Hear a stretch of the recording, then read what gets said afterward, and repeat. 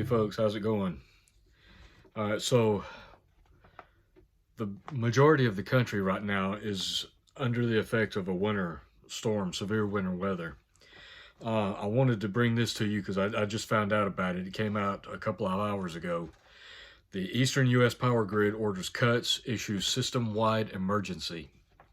This comes from Bloomberg, and this came out at about 8:26 Eastern time.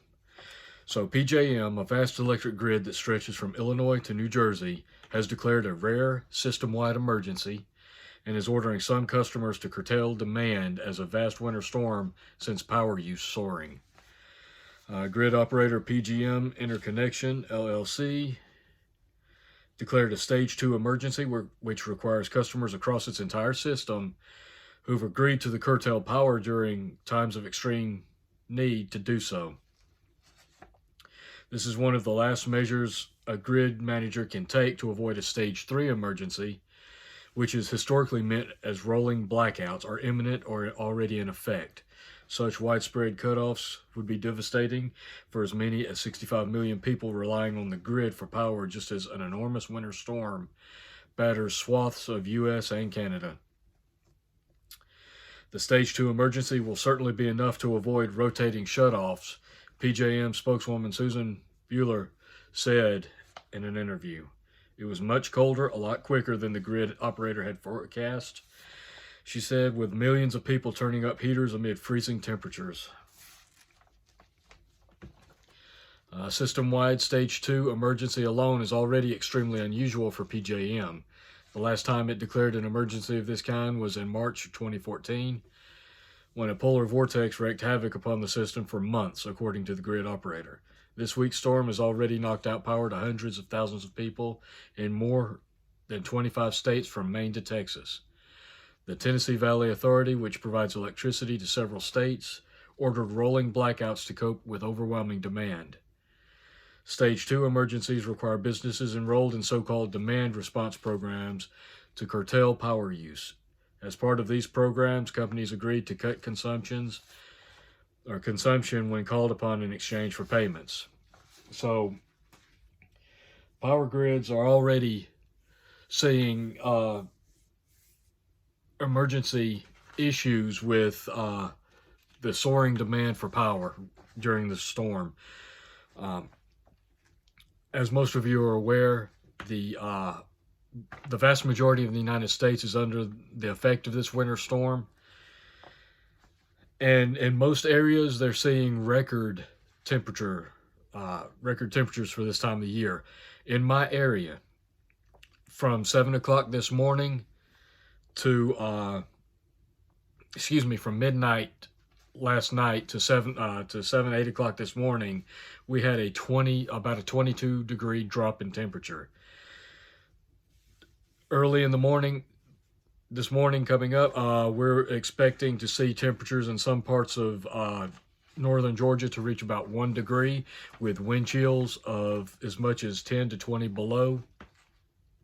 Some parts of the country that would not seem like much compared to what some parts of the country experience. However, for Georgia, that's severe. That's very severe.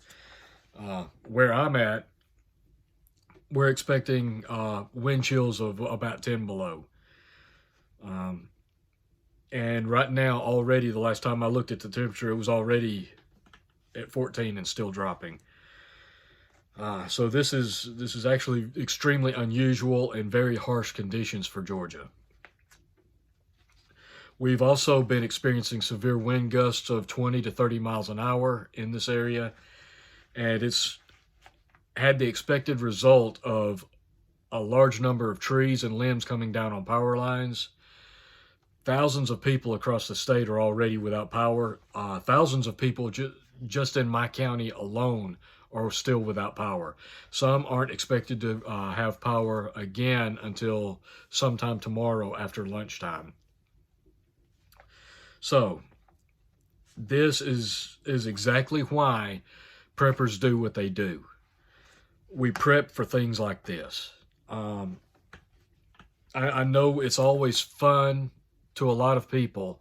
It's always glamorous and exciting to try to prep for the zombie apocalypse type thing, you know, the major disasters. That's what everybody wants to prep for. It's this type of situation that preppers should be prepping for. If you prep for these, you're going to be more prepared for the more outlandish and unlikely events. But I don't think this is, we'll probably see some more of this. This is just what I found for the Northeast. Now, this, like I said, this stretches from Illinois to New Jersey.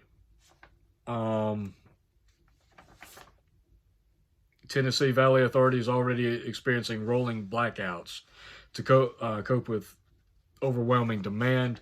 I'm not sure. I haven't looked at other states yet, but it's possible that other states are experiencing similar issues. This is why you should have backup heating sources, backup power sources. That's the basics of prepping, is to have these items, these redundant systems, if you will. I myself, I have been lacking in this area, and I'll admit that to you now. I've been lacking in this area. I didn't have a generator up until this week, primarily because at the time I wasn't able to afford a generator. Like a lot of you folks, money's been tight. I've been pinching pennies along with a lot of you. And it wasn't until this week that I was finally able to make the generator purchase that I've been wanting to make for quite a long time. So I'm not perfect. A lot of us aren't.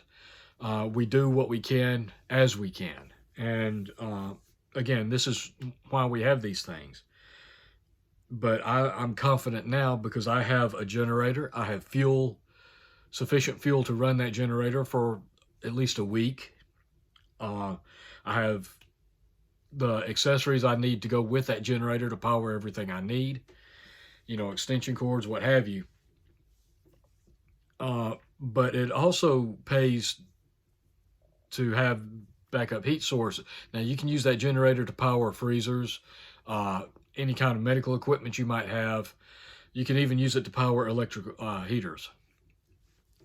You can use it to power lights, to power alternative ways of cooking. If you're in a house like I am that has all electric, you can cook on a small hot plate. And a generator will allow you to do that even if the power is down. So this is a critical component of your basic preps. And in the same note as that, a backup heating source is also critical. Now, a lot of people have fireplaces. Those that don't have fireplaces, some of them have wood stoves. Those might not be options for you. But there are things like the propane heaters, the Mr. Buddy heaters. The thing with those, kerosene heaters as well. The thing with those is that if you use those, you have to be extremely cautious using those indoors. And you should not use any of those without CO2 detectors in your house.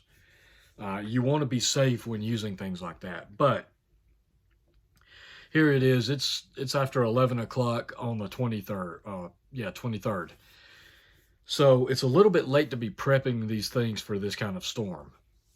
But if you haven't prepped, or even if you have, use this storm as an opportunity to assess your preps and figure out, okay, I needed this or I need this and I don't have it.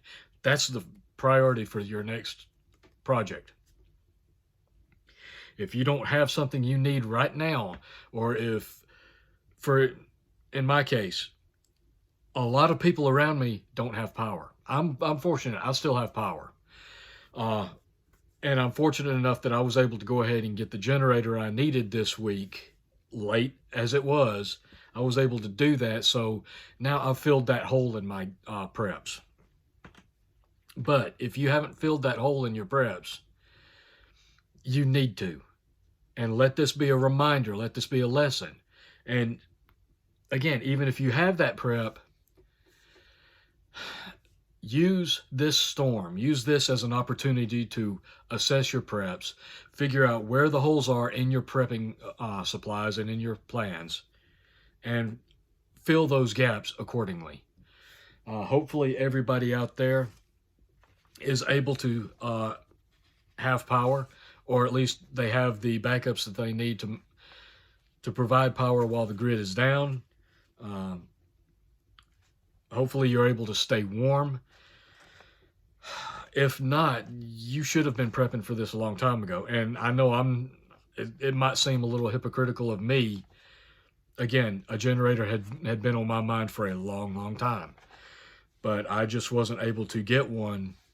It wasn't within the realm of my ability to get one until this week. And fortunately, I was able to do that before this storm hit. I hope all of you were able to prep accordingly before this storm hit, and I hope you make it through okay. Whether you do or not, whether you have any issues through the storm or not, again, use this storm as an opportunity to test your preps and assess your systems of support that you've laid out in your prepping plan. There's going to be a lot of people who are going to be going without heat tonight, not going to be able to cook tonight. And in some cases, that wouldn't necessarily be a critical emergency. You know, people will be uncomfortable, they'll be miserable, but they'll survive. The temperatures we're talking about in this storm can be lethal. You can cause hypothermia, frostbite. People can die in this kind of weather.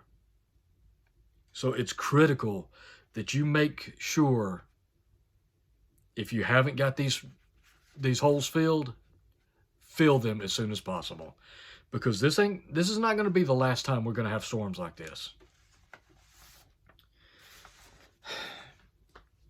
Again, anytime you see an opportunity like this, see an event like this come up, it's an opportunity to assess your preps, assess your plans, figure out where the holes are, where the inconsistencies are, where the weaknesses are, and address them.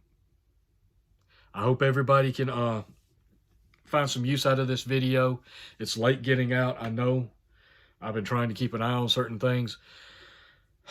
I hope everybody can make it through the night okay, staying nice, safe, warm, and have the power that they need to, or at least can stay warm and eat. If not, my thoughts and prayers go out to you.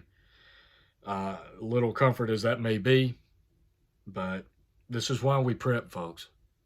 And instances like this will tell you where you're weak and where you need to improve. So I hope this was helpful.